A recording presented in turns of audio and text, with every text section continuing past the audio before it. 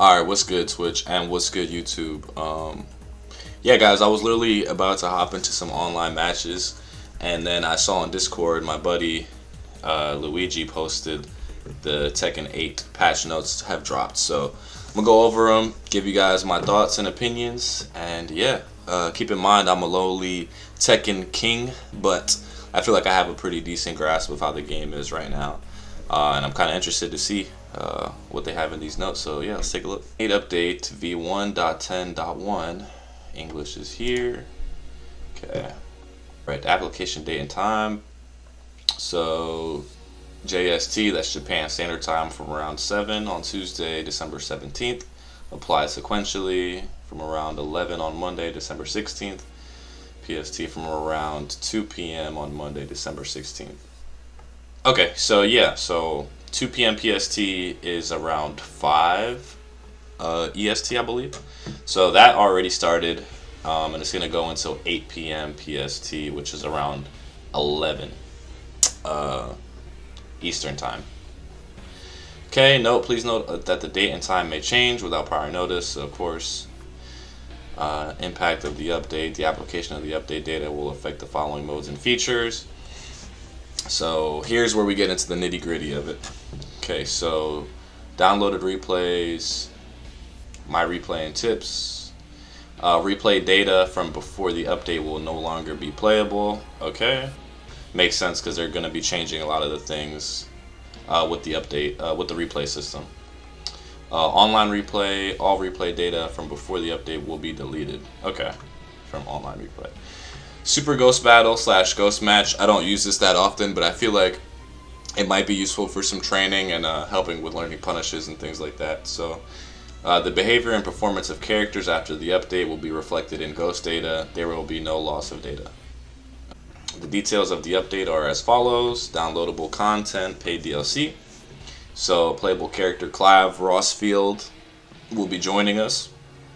I know you guys have been seeing all of the new videos of Clive, his moveset, and all the crazy fire and flashiness that he's going to be bringing to Tekken 8.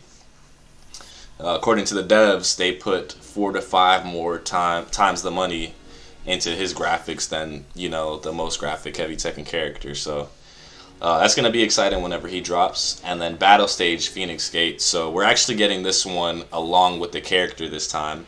We're not getting the whole mess with Heihachi where we had to buy the character and buy the stage. They learned from their mistakes there.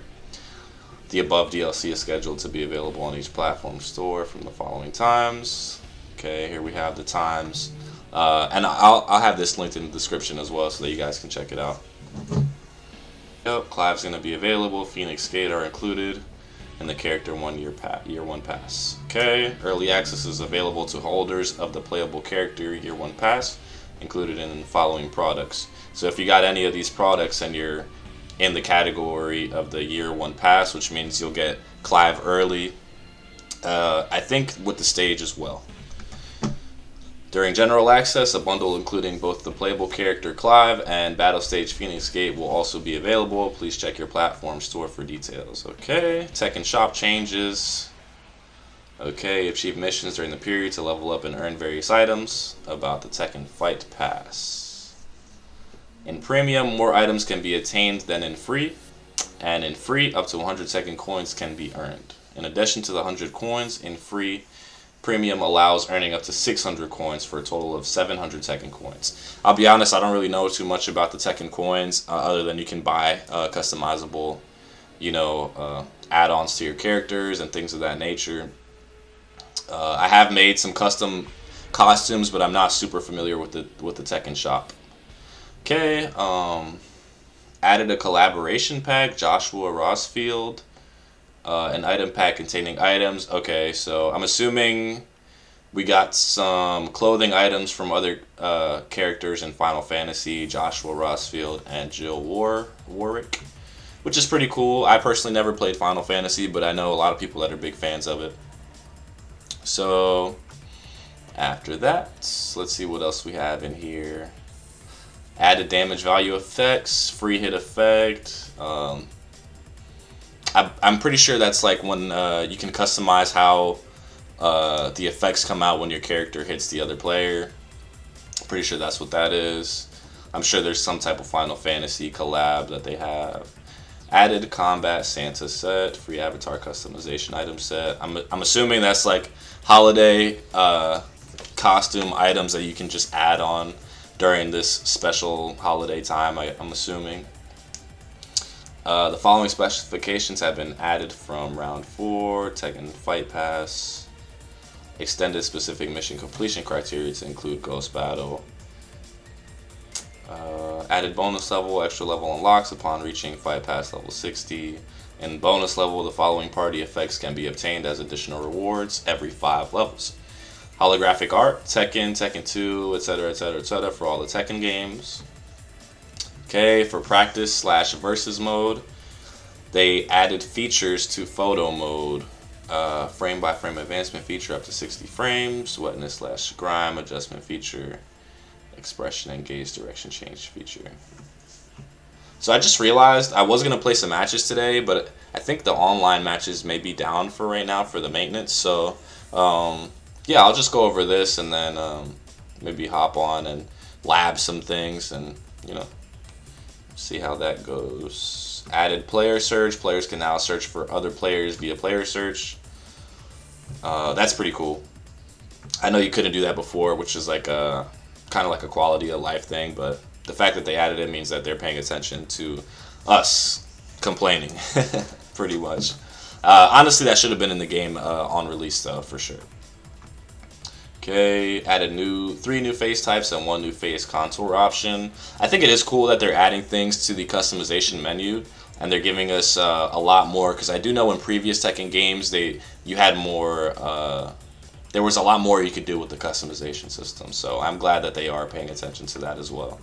I think seeing like a custom that's super accurate to a character you know or like is really cool, so it's cool to see them adding more options to the customization. So ranked match, added disconnect penalty, so disconnecting during a match will now result in rank point reduction. Interesting.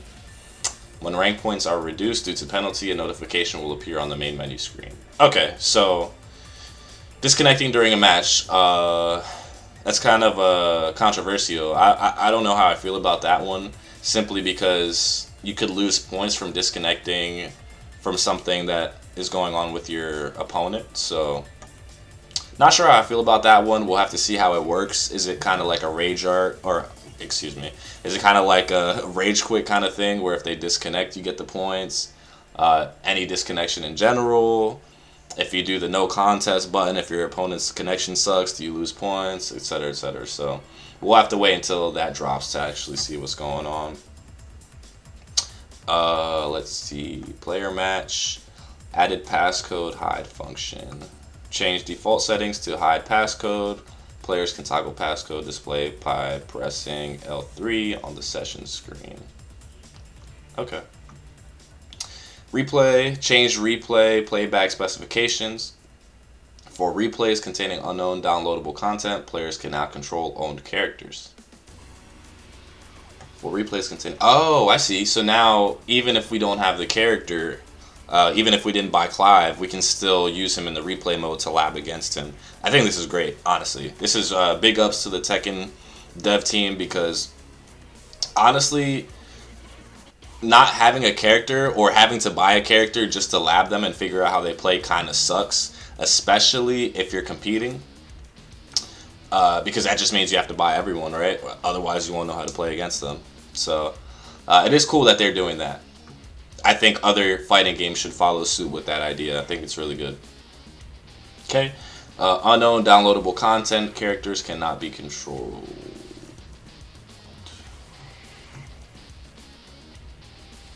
Oh, take back everything I said. You can't control them, but you can watch the replays, I guess. That's what it's saying. Okay, so I guess you can still... It's still helpful. You can still lab against them because, you know, you have the replay. You can see the frame data. And you can lab the situations you were in. You just can't control the character that you did not buy. Which is... I guess from a business standpoint, right? They need to get their money. They want to incentivize people to buy the characters, and I guess that's why you're not able to control them.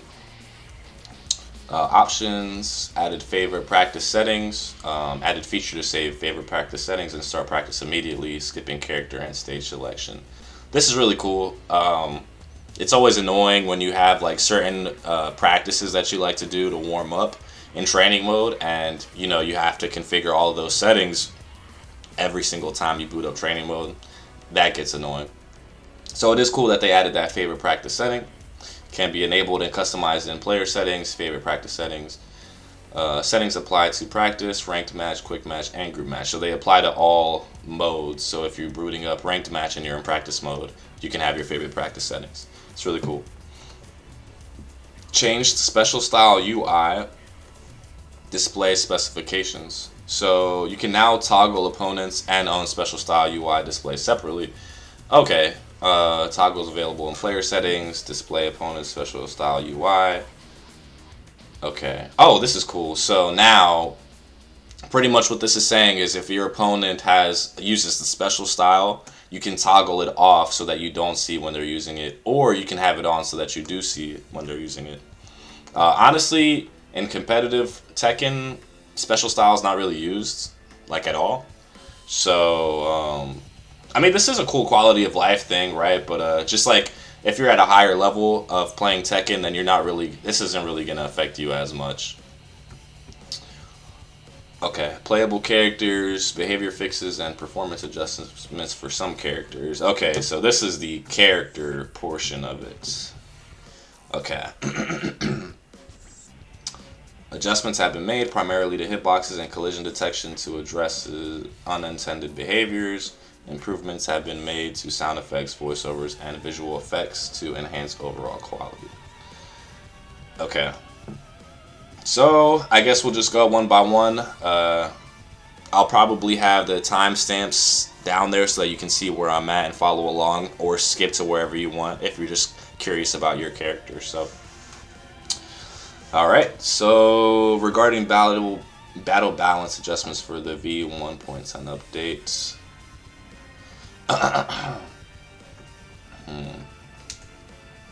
On second thought, I'm not gonna go over the entire list, simply because you guys can do that on your own if you want to read the entire list. I'll have it linked in the description, but I am gonna go over a few of them. I'll probably go over Jin and Kazuya, since I'm familiar with them. Let's see.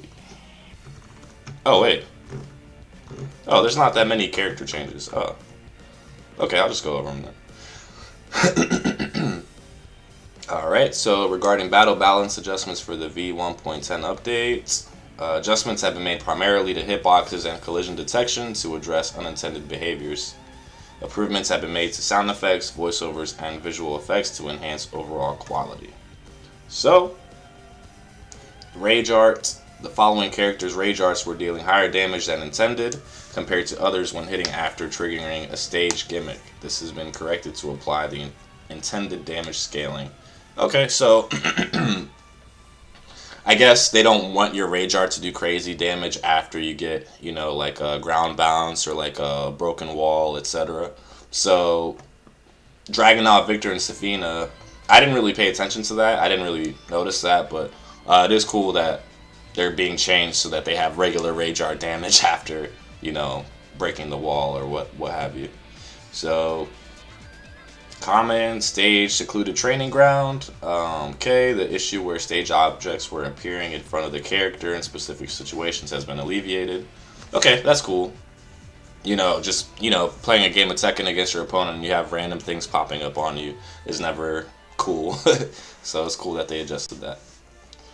Practice and punishment training, we reviewed moveset and adjusted them to be more suitable as guaranteed counters. Okay. SE, voices, effects, etc. Made some adjustments and changes to the move cinematics. Okay. Probably just quality of life stuff. Looks like they changed Brian. Okay. Adjustments were made to Brian to mitigate instances where certain attacks would whiff. That sounds like a buff if you ask me, which is kind of scary. Down 2, by slightly expanding the hitbox, instances where this move would whiff against a nearby opponent, particularly in situations where Brian could act first after making the opponent block a heat smash, were mitigated. Okay, let me read that again so I can kind of understand what it's saying.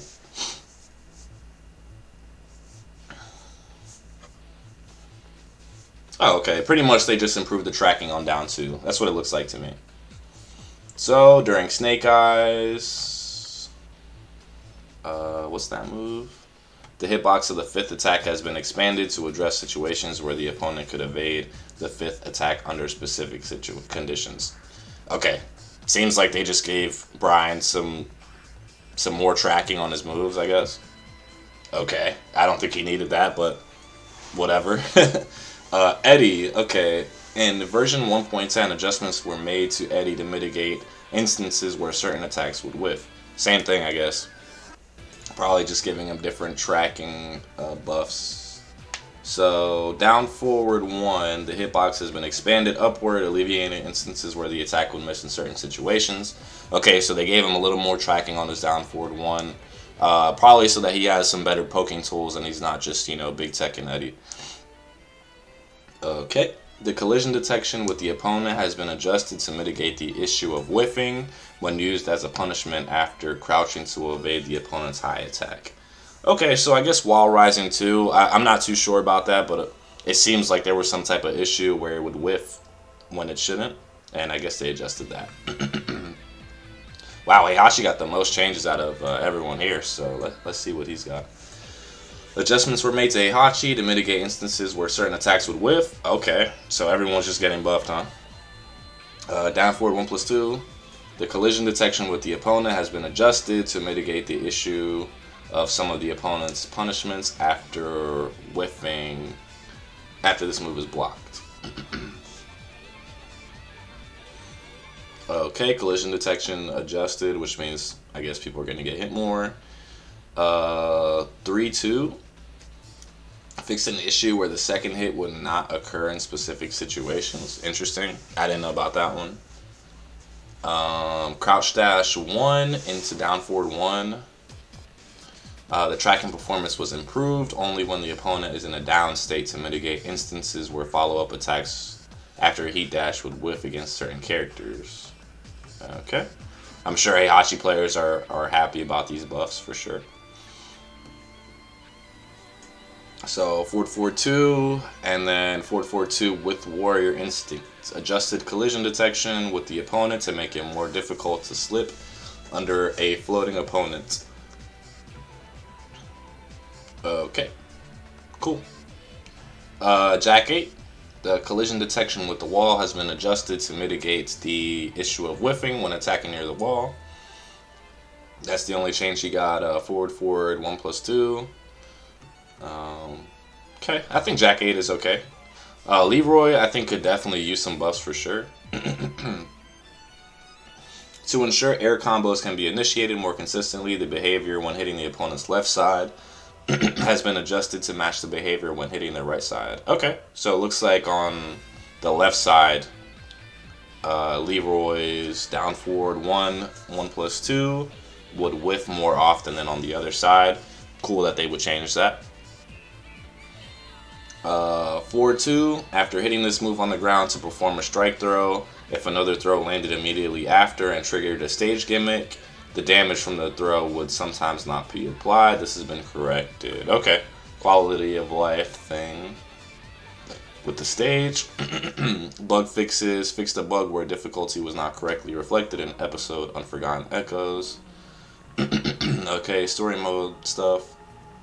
Fixed a bug where win rates for Genmachi Temple were not displayed in play data when the stage was not owned. Thank you for your continued support of Tekken 8. So, those are all the changes. Doesn't look too crazy. I definitely thought there would be a lot more changes. The fact that Brian's getting buffed is kind of crazy to me. And the fact that he's getting better tracking. I already thought Brian was a great, well-balanced character. But after seeing this, I definitely think more people are going to be looking at Brian. For sure. Heihachi, I think these are good quality of life changes for Heihachi as well. The fact that he has better collision detection and tracking on some of his moves will definitely move him up in the tier list. So definitely going to see more Heihachi players as well. The others don't seem too crazy of changes. I could be wrong. I don't play those characters, but yeah, I don't know. But yeah, that concludes my review of the Tekken patch notes for version 1.10. I'm excited to play it, honestly. And then, you know, Season 2 is coming soon, and apparently they have a big overhaul with that as well. We're getting new moves and new characters in Season 2, of course. So stay tuned for that. And thanks for watching, guys. Catch you later.